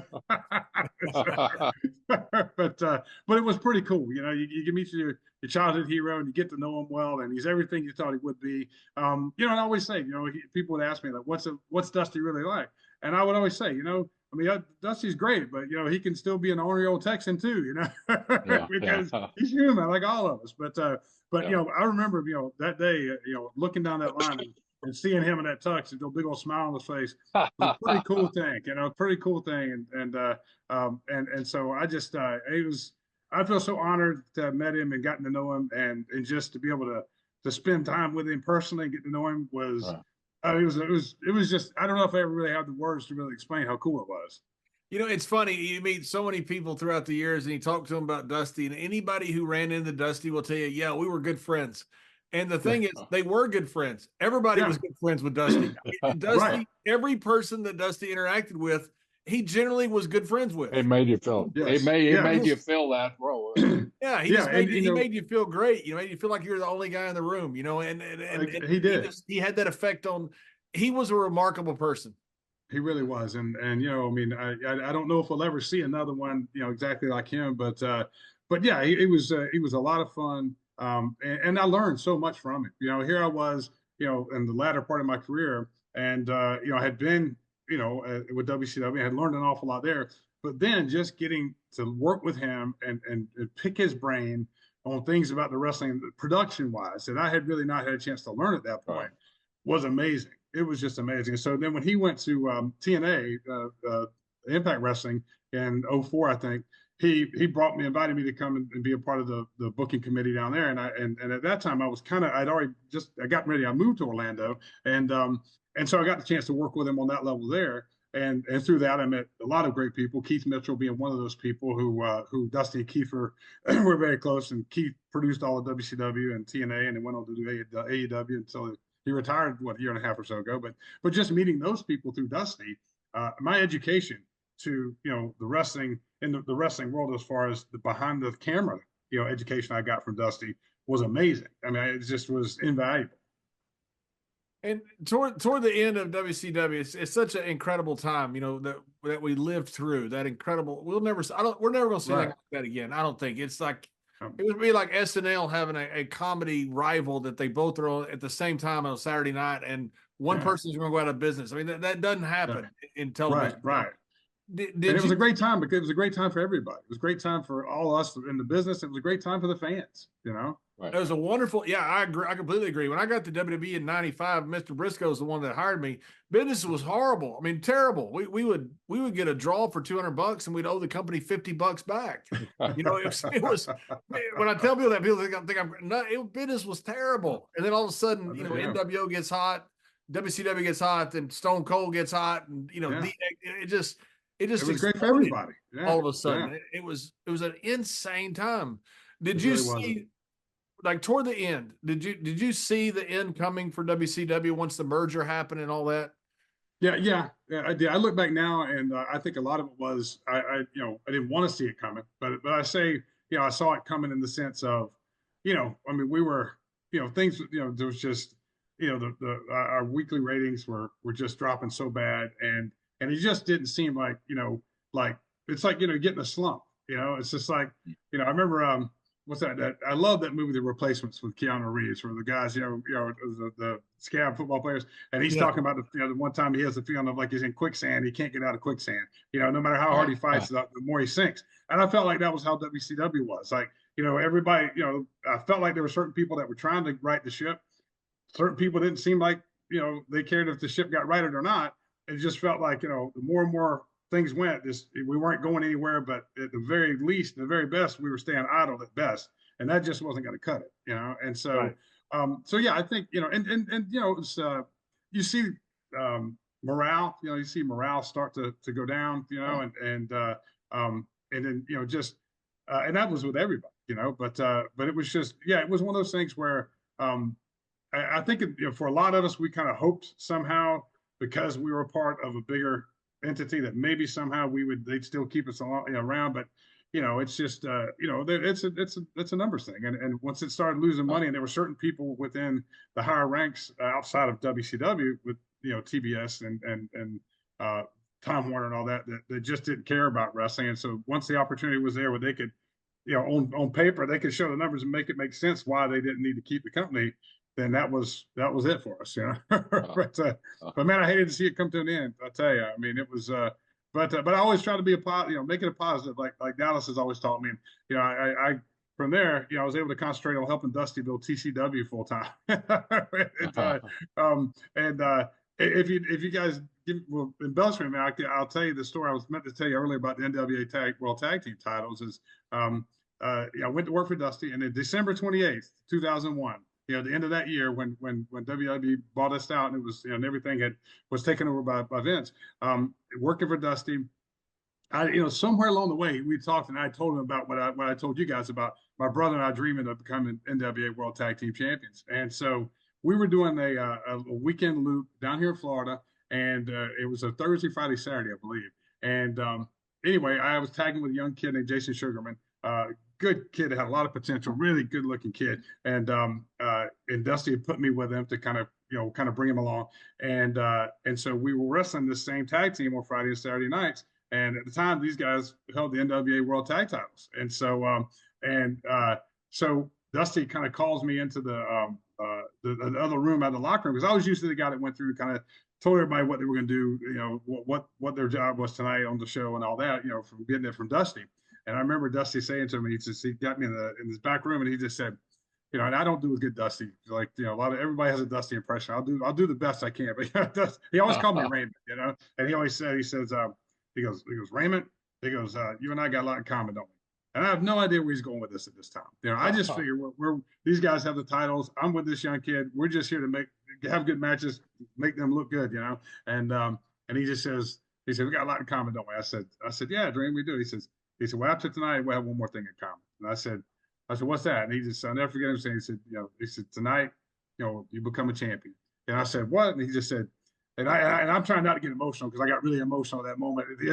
But he just said that, and I looked at him, and he said, yeah, he said, tonight you guys are gonna win the titles. And what I would find out later was that Dusty went and really campaigned, to make that happen for me, and there was a lot of, it was, I could spend the whole show talking about just that moment that I had with Dusty. But I remember the lightheartedness, and this is what we love Dusty for. Because I remember, after we had a moment and everything, and I hugged him, and he said, now he said, I got something else to tell you though. I said, what's that? He said, tomorrow night you guys got to drop the title back to him.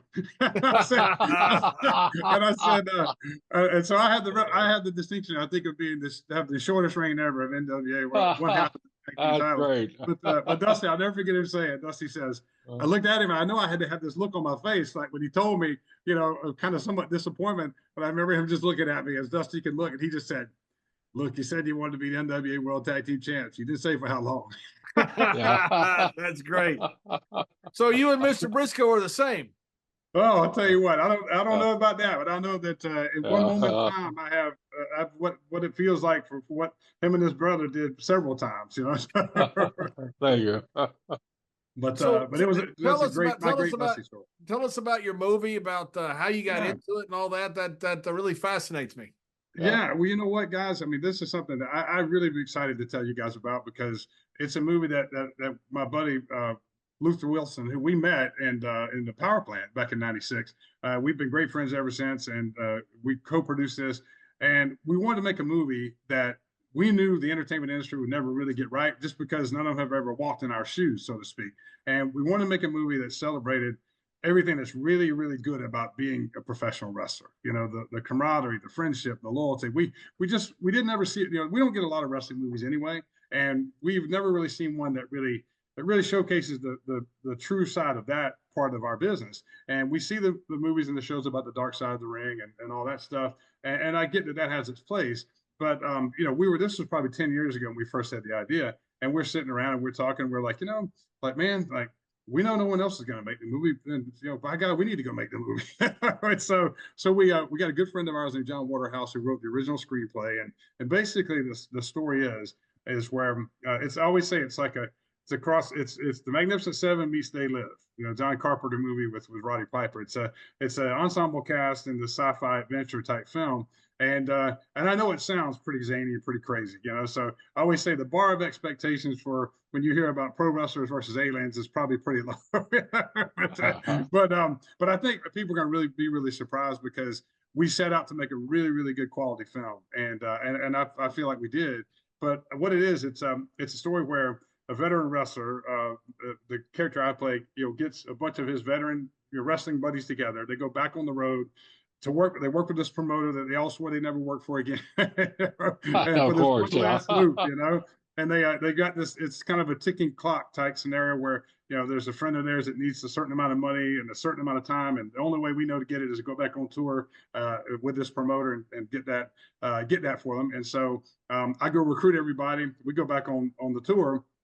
The movie, actually, we filmed it in Florida, so we really showcased Florida in the movie. The story takes place in Florida, and so the one part, there's two parallel stories that the audience sees is the story of us going back on the road, going through pretty much the Southeast and starting in Florida and ending back in Florida. And then the other one is there's a small town in Florida where this alien presence has started to take over this small town, and eventually we cross through this small town on a day off, and then the two worlds kind of collide, and once we see what's going on, we have an opportunity to basically stand with the locals and help take back the town, and that's what we do. So it's you get to see pro wrestlers in their world, because there's a lot of pro wrestling in the movie, but then all of a sudden we're thrown into a world that fill us in on the cast. Fill us in on the cast. So pro wrestling.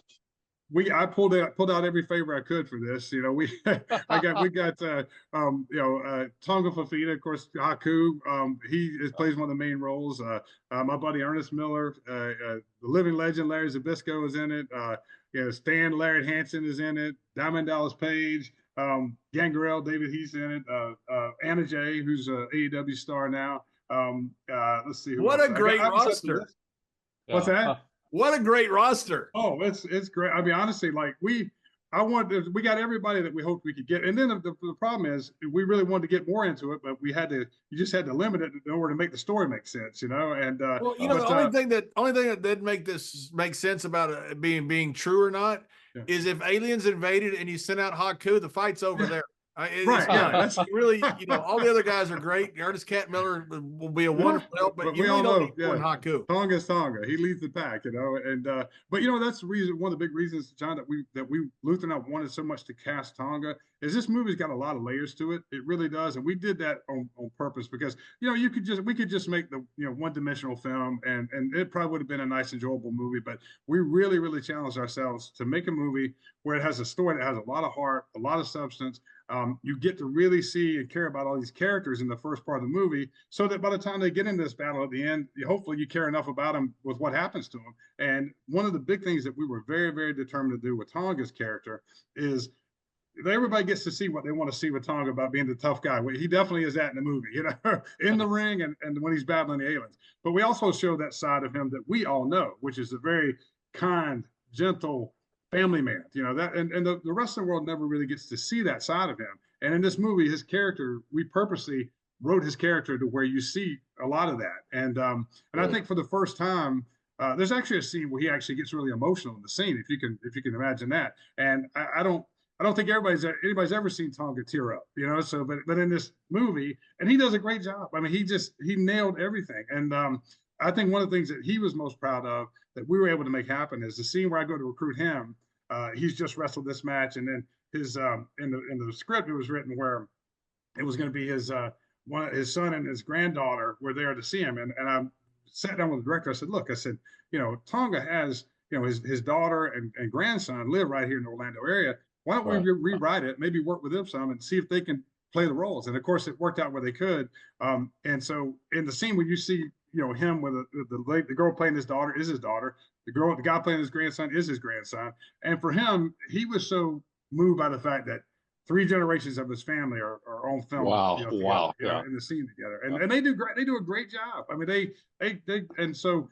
But you get to see, because there's scenes when we're doing the promotions. There's scenes of Tonga with a gun, and people are like, "Why on earth does Tonga have a gun?" And I'm like, "Right." So you got to think like that's what we're up against. I mean, yes, Tonga gets to kick and punch guys, but the aliens. But also there comes a point where he's like, you know what? I'm a pretty smart guy here, and a gun works a lot better. I can shoot him rather than punch. I can only punch and kick so many of them. I sure hope you got a scene where Tonga gets to bite either the nose or the ear off an alien. Well, I'll tell you this. I will tell you this, that one thing, it's the great things that come out of making a movie like this with these guys that you don't even know are going to happen. I knew that Stan and Tonga knew each other, but I didn't know that they hadn't seen each other in a real long time. And so the scene where Stan gets introduced, it's this doesn't ruin the story or the plot at all, but it's a scene that really basically the audience gets to see that he's an old retired wrestler now that's living down in Florida, and Tonga, and it's immediately revealed when they bump into each other that they're old friends. And so but they had not really hadn't been able to spend any quality time together as friends in like almost 20 years. So he came in for about a week. We were shooting for like around 2 months, the principal photography, and so those guys getting to spend quality time together as friends was equally as great as seeing them on camera together. And and I tell you what, Stan Hansen, I know, because I don't think he's done anything since No Holds Barred. Stan Hansen is great on camera. I mean, his character, he just kills it. I mean, he really does. And there's a scene in the film where you kind of get they kind of are side by side, as far as battling the aliens. So it's a really cool stuff, and it's a movie that like I said, we don't get a lot of wrestling movies. Our fans don't get to see a lot of wrestling movies, and especially one where we as the wrestlers are portrayed in a really good light.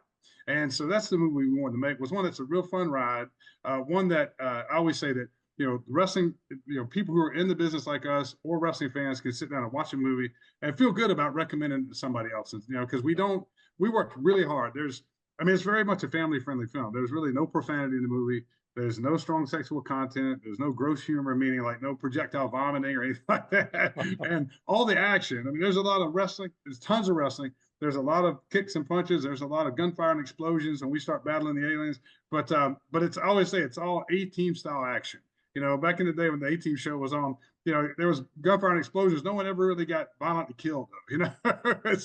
So that's kind of the movie we made, and we're really proud of it. I really feel that the wrestling community, which is our target audience, is really going to enjoy it. It's we purposely made it to come in right at an hour and a half. We didn't want it to be a super long movie because the sci-fi action audience, that's typically the time frame that they enjoy movies to land at that kind of time frame. So it's one that we worked really hard. This movie has taken about 5 years to come to reality, and we started actually principal photography in November, December of 19, and we had to take almost a year and a half, 2 years off because of the pandemic to come back and finish it, but then get distribution and we were actually ready to put the movie out last year around this time, but the Iron Claw was coming out, and we felt like like I said, the wrestling world doesn't get a lot of wrestling movies, so we figured, and we partnered with Gravitas Ventures, really good distribution company, and their advice was, why don't we wait and let's let Iron Claw,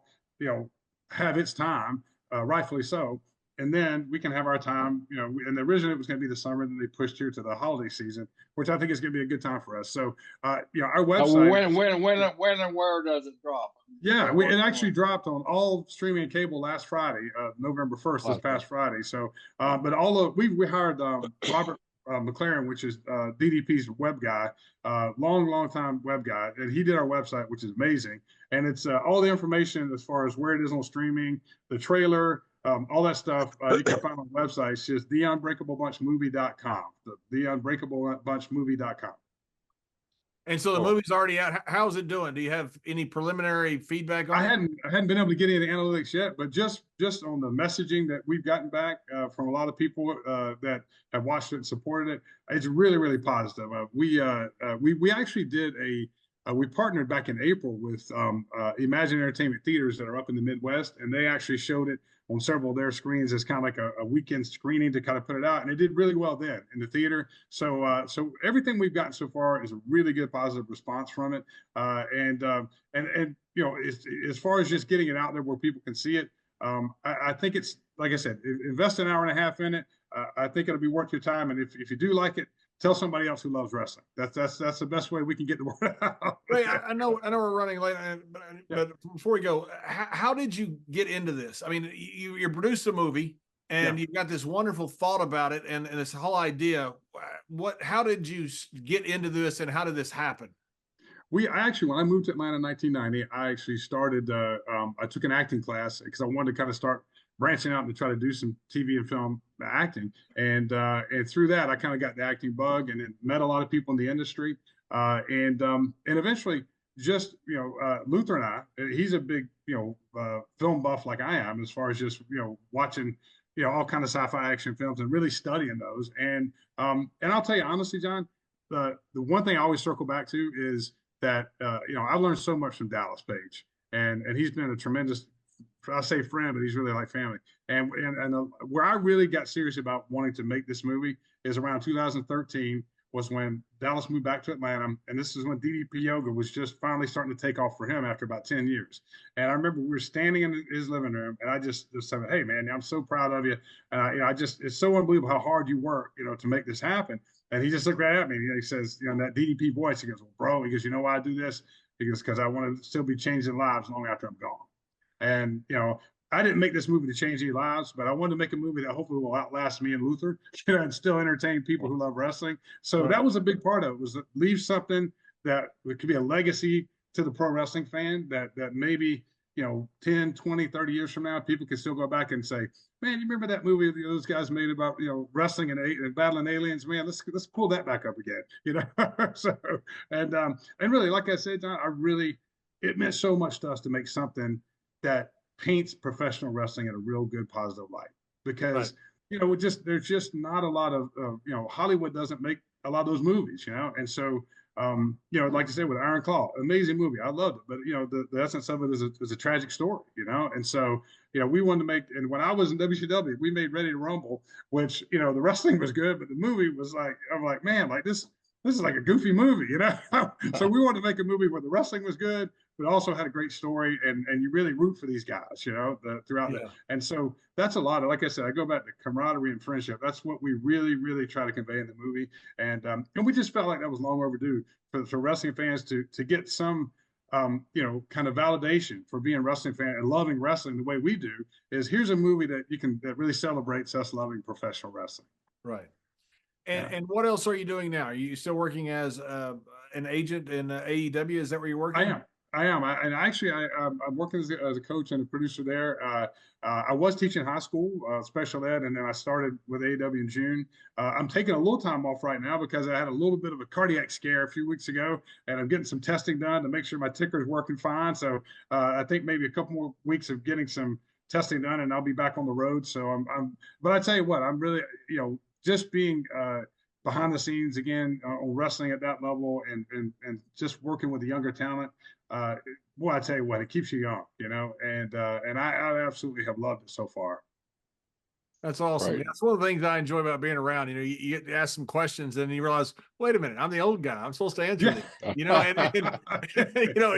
And sometimes you don't think you think yourself. You start answering, and go, you know what? This is what I'm supposed to be doing. It's good. It's fun. And the great thing about it too is like kind of being, at that twilight of my career is that the fun that I get when I'm talking to some young talent and they're maybe putting stuff together and they have this idea to do something, and you kind of go, you know what, you guys are going like here and going all the way around to get to here when there's a better way where you can go right here.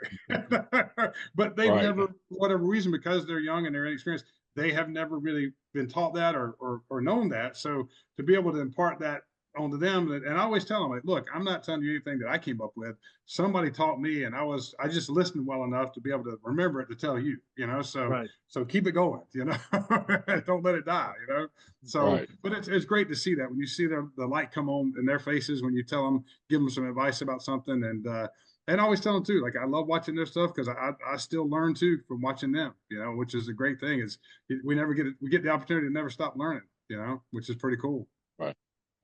Yeah, and so many of them. You look at some of the stuff they're doing now, and I'm not about the great crazy stuff, which is amazing. I couldn't do that anyway. But some of you look at some of the holds they're doing, and some of the ways they get to different holds, and you're looking at going, that's pretty cool. It really is. I wish I'd have thought of that. I see certain things and I go, man, like why didn't I think of that? I mean, it seems, especially how like things that I did, I'm like, why didn't I think to just do that? Right. That's right. They'll take something we did that we thought was so advanced, and they've added like 3 different twists to it. You're going, all right, maybe you are a little better. Right. Yeah. And they're so simple adjustments too. That's right. They're very simple adjustments. I was watching some chain wrestling the other day of something, and they were doing stuff that I had not seen before. And I thought, that's really good. It's just a different variation because they look at it different. They think about it, and it's pretty cool to see. Do. And I go back to one of the things that I learned from Dusty that, I know he used to say a lot was, what's old can be new again, and just find a way to make it new again,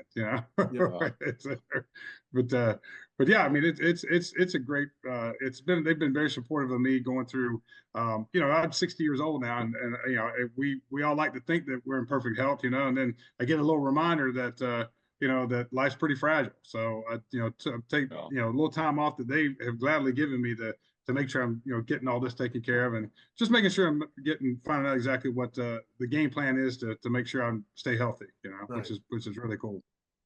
Well, Ray, congratulations on your movie, and congratulations on everything you're doing. I think that's wonderful. I can't wait to see it. I'm not sure I can bear seeing Haku get emotional because he's my idol. But to see him and Stan together is going to be a lot of fun. Yes, honestly, and I tell you, John, it's every scene he has on camera, he's so strong. He really is. And the other thing that we were really adamant about is we wanted to bring in everybody knocks it out of the park as far as the wrestlers, which I think when we first got on set, a lot of the people from, on the crew who had never really worked with wrestlers didn't really know what to expect. But I'm telling you, I think, the acting as far as from Tonga across the board, everybody came in really strong. We made a point to go get, the other roles with really, really good working professional actors. Adam Minarovich plays the promoter in the movie, and he's had a really good run on The Walking Dead, and so a lot of the Walking Dead fans will recognize him. Julia Denton, our female lead, she played opposite Paul Rudd in one of his big movies. I mean, worked with Jennifer Aniston. So the actors, non-wrestling actors in the movie, their performances were up here, and that elevated our performances. And so it's a really well done film. One we're really proud of. I think it's going to be a really, like I said, I think people are going to be really surprised when they see it. And, I think it's going to be something that they're going to really be, hopefully, pleasantly surprised and enough so they can maybe share it with somebody else. Yeah. Well, the movie is The all right. Unbreakable Bunch, and right, Lloyd, thank you for joining us today. It's been wonderful to see you and get to hear your story. Well, thank you guys so much. It means everything, man. Honestly, it's a big honor to be on the show. It really is. I hope you guys know that. Thank you very much.